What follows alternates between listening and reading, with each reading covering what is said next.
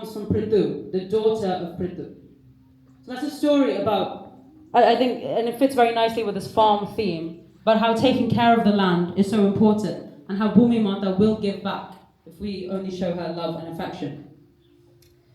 And this leads to another point that again exists within, kind of broadly speaking, the Sanatana Dharma or the Hindu mythological canon, which is the idea of deification. Deification is when you not only understand that something is sacred, but you give it a form, an identity, a figure. You personify it to show how sacred it is. And in Hinduism, there are many such figures associated with nature. So, Varuna, he's the god of the ocean. Ganga, she's the goddess of the river, Gangama. Agni is the god of fire. Surya is the sun god. Again, this goes back to this idea that nature is sacred. And we can see that in ancient Indian culture. This is so well understood that there are gods representing not only the elements, but the kind of manifestations of these elements as well. So just to emphasize again, nature is sacred. And as such, we are part of nature. Now, in today's society, we often view ourselves as categorically separate from nature. We see ourselves as a part of nature, not a part of nature. And this disconnection has led to mass exploitation. Today, we face two devastating ecological problems, and as a researcher within World Crew, this is what I study every day. The first is climate change. Just by raise of hands, how many of you have heard of climate change? Yeah, it's pretty well-known thing. Does anyone know what climate change actually is? Okay. Climate change, most people think is just global warming when it gets too hot. But that's actually not what climate change is. It's more than that. It's extreme temperatures, so getting too hot and too cold. But more importantly, it's also shifts in large-scale weather events. So this means we're seeing increased frequency and intensity of wildfires, droughts, hurricanes, tornadoes, and it's the combination of extreme temperatures and these mass weather events. That's what climate change is. We're also facing biodiversity loss. Does anyone know what biodiversity loss is? This is the less well-known cousin of climate change. So biodiversity is a portmanteau of the words biological diversity, and it describes the variety and variability of life on Earth. From the ants that we see on the floor to the trees and the cows and us, everything that is living is part of biodiversity. And biodiversity loss is the loss of this diversity of life. In fact, in 2022, WWF and the Zoological Society of London published something called the Living Planet Report. And they found that since 1970, there's been a 73% decline in species populations across the globe. And as a biodiversity scientist, this is what I spend most of my day looking at. So it's pretty depressing. But the reason I say this is because over the past, since the Industrial Revolution, we've just been taking and taking and taking to the point that we've lost so much of nature. And again, it comes back to this idea that we're so disconnected, we don't even realize how much we've lost. In fact, although we're in a very beautiful setting today, the UK is ranked 128th in the world in the Global Biodiversity Index. And this is a developed country, okay? So we really need to consider where our priorities lie. So you may think, okay, so we've lost nature, what's the point? What does nature actually give us? And I can give you scientific reasons and spiritual reasons, so I'm going to try and do both. So scientifically, nature gives us literally everything that we see around us. Everything that we have in this life comes from nature, comes from Prakriti. It's made of the Pancha Mahabhutas, if we go back to what I started this talk with. We can also think in terms of regulation, climate regulation, water regulation, air purification, kind of geological stability. Everything relies on healthy biodiversity. Medicine. Lots of medicinal value is associated with nature, and this is recognized within ancient Indian culture. If we look at the whole system of Ayurveda, which is very closely linked to yoga, of course. Even the tulsi plant has insane medicinal value, and it's linked to the kind of oligosaccharides and chemicals that exist within the plants. And again, if we look at ancient Indian culture, this was all recognized and known. In fact, in various parts of South America, there are bacteria and fungi that live on sloths, which could potentially have cures for cancer. So biodiversity is so rich in medicinal value, and we're losing biodiversity at such a catastrophic rate that we may not be even able to find these solutions unless we protect and serve and care for biodiversity. In addition to kind of this medicinal value that we can think of in terms of physical health, nature is an insane healer emotionally and for well-being and for mental health as well. There's a whole branch of psychology called eco-psychology, which is to do with how our brains and bodies respond to being in nature. So there's something called chlorophilia, which is the love for greenness. The fact that we're all here today and spending time outside shows us how relaxing nature can be. Even seeing the greenery does something so calming and beautiful to our body. A bit more technically, there's something called BVOCs, which are biological volatile organic compounds. You can tell that I really like biology. But biological volatile organic compounds, which are produced by plants, and they literally calm the nervous system down. They literally regulate the body. And spending time in nature increases our kind of contact with the BVOCs, and therefore we feel more relaxed. Now, in addition to wildlife conservation, I'm a budding ornithologist. I love birds, and I know it's a classical old white man activity, and I don't go with any of those demographic stereotypes, but I love bird watching. And one of my favorite areas of research is birdsong. And I'm just going to pause for about 30 seconds so we can listen to the birds.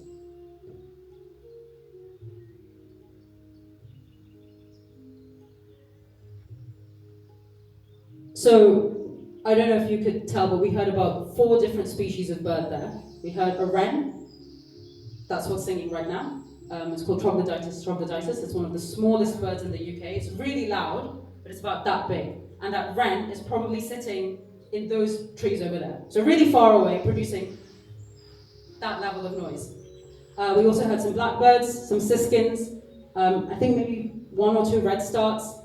The reason I bring up birdsong is because birdsong is evolutionarily designed to regulate our nervous system as well. Because if we look at kind of nomadic civilization and if we look at kind of anthropological history, when human settlements settled in an area and there were lots of birds, that meant there were fewer predators. So the stochastic random noise that we associate with birdsong actually calms down our nervous system as well. Another kind of incredible scientific way to show how nature is a healer. But aside from the science, we know this spiritually as well. When, again, like I said, with yoga and Ayurveda, we have this connection with nature that can calm us down and make us feel at one with whatever you want to call that, Brahman, God, the divine force, whatever you want to call it, yourself, whatever that is. Nature allows us to get there. But, like I said, we're facing these 2 huge ecological problems: climate change and biodiversity loss. And these are problems that are caused by kind of various issues. Overexploitation of natural resources is definitely one of them. Pollution, fossil fuel usage, the meat industry. These are all factors that have led to climate change and biodiversity loss. But actually, at the root of these 2 issues, it's not a scientific problem. It's actually a cultural and spiritual problem. Because these problems are not caused by science. They're caused by 3 main issues: apathy, selfishness, and greed. And these issues were identified by an environmental lawyer called James Gus Speth, who said that we think of these issues as ecological, scientific, legal problems, but actually what we need is a cultural and spiritual revolution and transformation. But I disagree with this idea of it being a revolution, because in ancient India, all these values already existed. So for a values-based issue, we need a values-based solution. And that's where Bhumi Spirit comes in. So Bhumi Spirit is, like I say, an Eco-Dharma initiative, which I lead with another PhD student, Natasha Towler, at the University of Oxford. And the aim of Bhumi Spirit is to unite head, heart, and hands. And what we mean by that is knowing, loving, and then doing. And this, I believe, is very much aligned with the spiritual living philosophy. Because we're not just saying, we have to know the science. That's important. But you also need to know the Dharmic values. You need to act on these values as well. And this is what Bhumi Spirit seeks to do through 3 primary pillars: education, research, and outreach. So within the education pillar, we are creating or have been creating a kind of modular syllabus for children at the moment, but we're hoping to expand this further, structured around the Pancha Mahabhutas. So each module is based on one of the elements, and each lesson combines head, heart with hands, knowing, loving, and doing. So we bring in a scientific problem, an ecological problem, and we teach the children the science. But then we bring in the dharmic values, and then we also have the practical action. So we've been piloting some of the modules in Avanti schools in London, and a few weeks ago my colleague and I were knee-deep in a pond, showing the children the wildlife that exists within their school pond. And we were cleaning it for them, and showing those values in action. Because again, it's all very well and good, we can talk about these values, but we have to act on them as well. And in addition to the kind of values, it's also important to bring in storytelling through the Hindu stories, the ancient Indian stories that exist within the mythological canon, like the Prithvi story I started with. So education is very important, and we're hopefully going to integrate these kind of modules into state-based curricula in India. So we're working with Punjab and Rajasthan at the moment. The second pillar of Bhumi Spirit is research. So looking at human-nature relationships from an anthropological and ethnobiological point of view.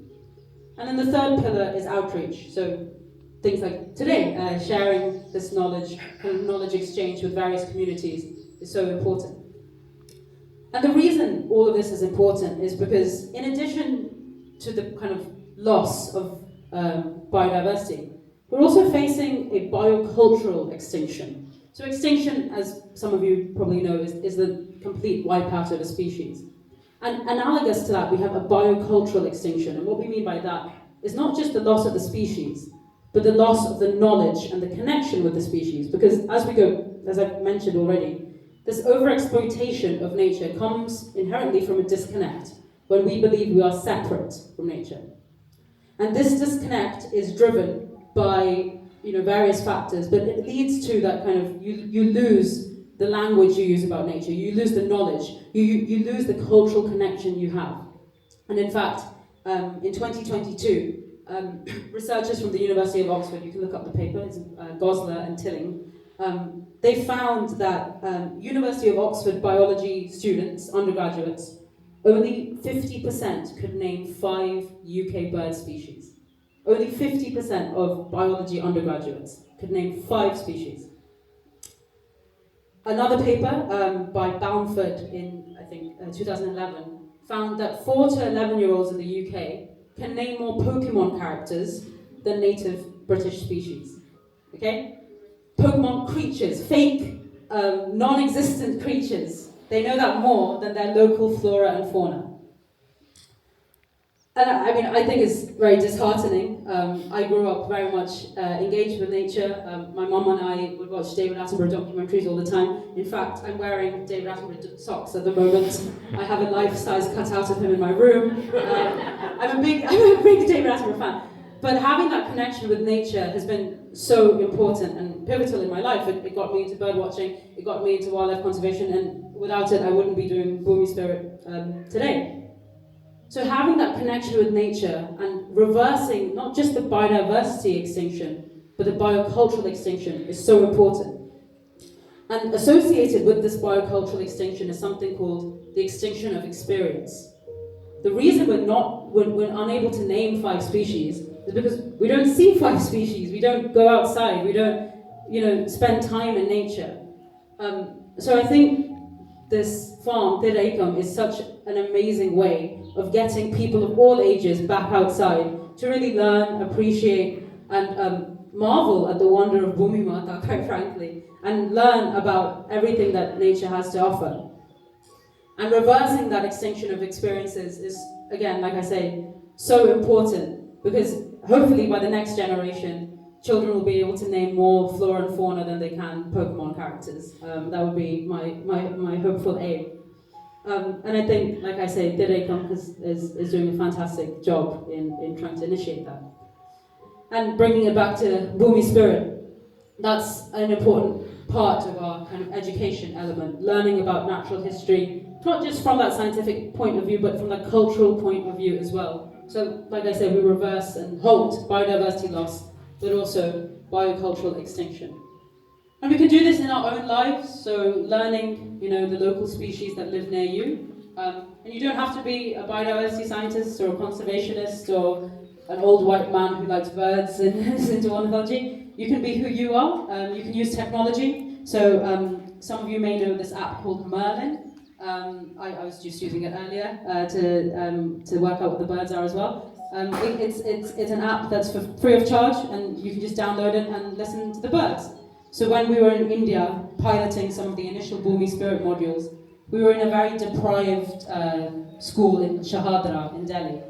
And I asked the children there, they knew about the wildlife there, and there are no birds here. And I got out my Merlin app, and we found about 16 different species in this very deprived inner city school. And these children were amazed that my phone knew this. And from that, they learned the bird names and in their local languages as well. So it's really, really important to know kind of your own biodiversity and your own nature. And like I say, I think Aikyam does such a wonderful job in creating a platform for that. So, aside from the kind of science and the biocultural and the kind of ethnobiological point of view, I'd like to bring it back to spirituality, because that's what spiritual living is about. And it's very important, especially on a day like today, which is International Yoga Day, to recognize the roots of yoga as coming from a Sanatana Dharmic ancient Indian practice, and especially from a lens of decolonization, which again is an important part of education. We really need to focus on the roots and how things emerged. And one of the kind of aspects to think about is the values that we've spoken, that I've mentioned. And I just want to talk about some of the values that we talk about in Bhumi Spirit that link to nature. So when we're in nature, we don't just view it as kind of external thing. We can also learn from nature. And this kind of idea of having nature as a guru or a teacher is not new, it's not unique. In fact, there was a great rishi called Dattatreya. He was known as the Avaduta Guru. He's the combination of Brahma, Vishnu and Shiva, the Trimurti. So he's very, very wise, very, very wise guy. And he came up with 24 teachers. He's known as Dattatreya's 24 gurus. And many of them come from nature. In fact, the first 5 are the Panchamahabhutas themselves.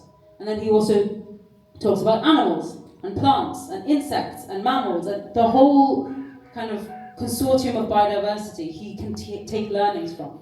And I think that's really powerful, because we often, like I say, see nature as something so separate, when actually it can be a teacher as well. And from the kind of learnings of nature, I want to focus specifically on what we can learn from trees. Because I'm sure later, I think you will be doing some yoga, you probably will do the Vrikshasana, which is the tree pose. The Vrikshasana is a physical representation of samatva. Samatva is the idea of balance. And it links to trees, like actual trees, because trees are always equipoise. They don't distinguish who's who. They have equal vision. They will give shade to me, you, a king, a beggar. It doesn't matter. They are equipoise in who they serve, which links to my next value, Paropakaram. Paropakaram is selfless service. So there's a Sanskrit idiom or phrase, Paropakaram idam shariram. My body is for selfless service. And actually the line before this talks about Paropakaram in the context of trees. Because again, Trees act selflessly. They will give you shade, they will give you fruit, they will give you bark, they'll give you anything. They don't ask for anything in return. That is another learning we can take from nature. Another one is daya, or patience. It takes time for things to grow. Prithvi, when she was running away, she needed time to grow. She needed that care and love and that time to heal. And that's something that's so important. We need to be patient with nature as nature is patient with us.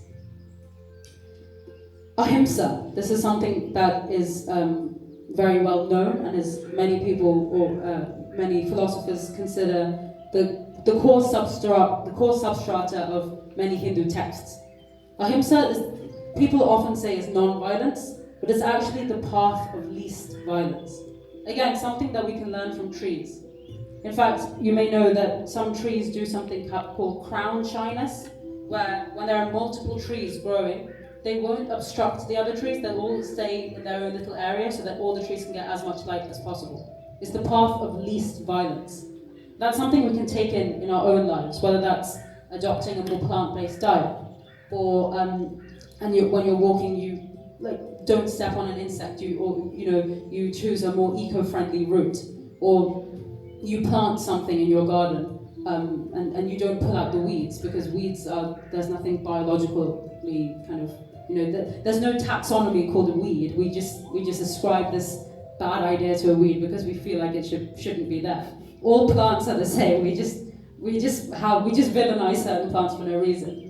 So if we take this kind of ahimsic value, and we see all nature is one. And again, this is a learning, a teaching that we can take from nature itself. And then another one is this idea of kind of circularity, self-sustenance, this cyclical aspect, which pervades all aspects of kind of Eastern and Hindu philosophy, from the kind of wheel of samsara, birth and death, to time itself. We have this idea that everything is cyclical. And if we look at Ekam, you have your own crops, you have your own kind of manure, you're keeping everything in a kind of self-sustaining kind of circle, which is so beautiful and very much in line with the Eastern philosophy. Again, something that we can try and take into our own life. So these values are a big part of Bhumi Spirit in terms of our modular syllabus, but also in terms of how we all should try and kind of live and lead our lives. And like I say, it goes back to this idea that nature is sacred. We're able to learn so much from nature because nature is sacred, but more importantly, we are part of nature. And I know I've said this so many times, but that's so fundamental to what today is. And it's so fundamental to what Bhumi Spirit is as well. So with all this in mind, the values-based learning, the kind of ethos of Bhumi Spirit and the ethos of Ekam, I'd just like to say thank you for your attention and for inviting me today. And before I finish, I'd like to, we spoke about this idea of biocultural extinction, and one of the avenues of preventing this is through music. And in kind of Indian classical systems, there's so much richness and kind of association between music and nature. And it's a very beautiful way of connecting with nature because, music is something that speaks directly to the soul. So I'm going to perform a short South Indian classical song, a Carnatic song, that links to nature. It's in the ragam Amrita Varshini.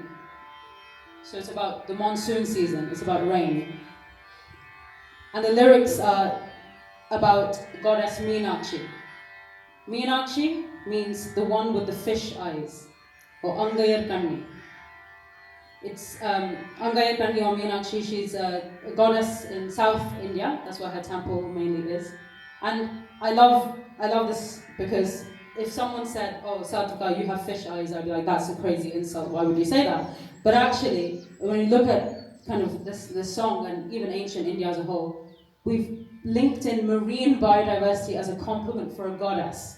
So this is a really, really intricate way of connecting with nature. So I'll just perform this short song.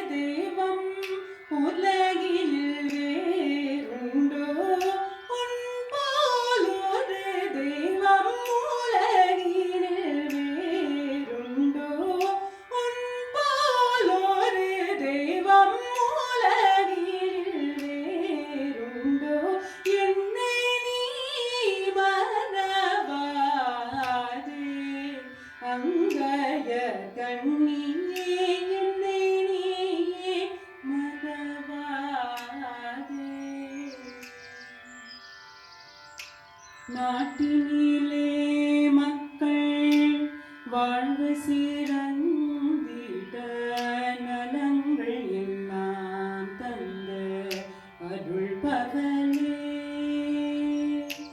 நாட்டினிலே மக்கள் வாழ்வு சீரந்திட நலங்கள் எல்லாம் தந்த அருள் பகலே. பாட்டினிலே இசை, பாட்டினிலே இசை கூட்டியன கழித்த, பாட்டினிலே இசை கூட்டியன கழித்த, பாட்டினிலே இசை கூட்டியன கழித்த பாடியன் மகளே. தமிழ் செல்வியே பாடியன் மகளே.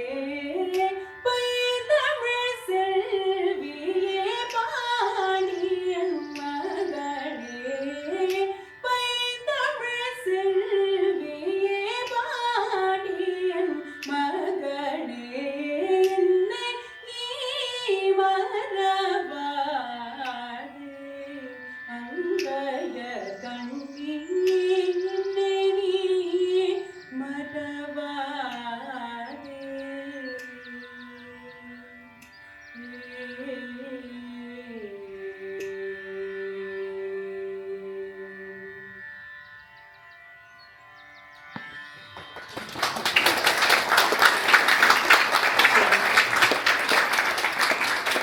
Like I said, that Carnatic critic is about Angayir Kandi, goddess Meenakshi.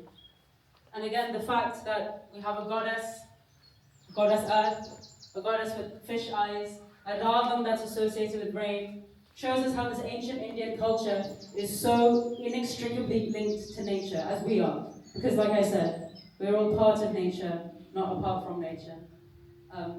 And before I end, we'll just do the Bhumi Namaskaram Stotram again, and if you have any questions afterwards, I'll be more than happy to take. As I do this time, I'll actually say each word one by one, and if we could say it together, that would be amazing. So we'll just start with Om, and actually, when we teach the Bhumi Spirit classes, all the kids, we've taught all the children this, so we start and end every lesson with this. And before each class, I say, when we say Om, close your eyes and think of the most beautiful place in nature that you want to think of. That could be Mount Kailash, that could be the Ecuadorian rainforest, that could be the Aikyam, that could be a puddle in your garden, whatever it is. When we say Om, just close your eyes and think of the most beautiful place in nature, and then I'll say one word and we can repeat.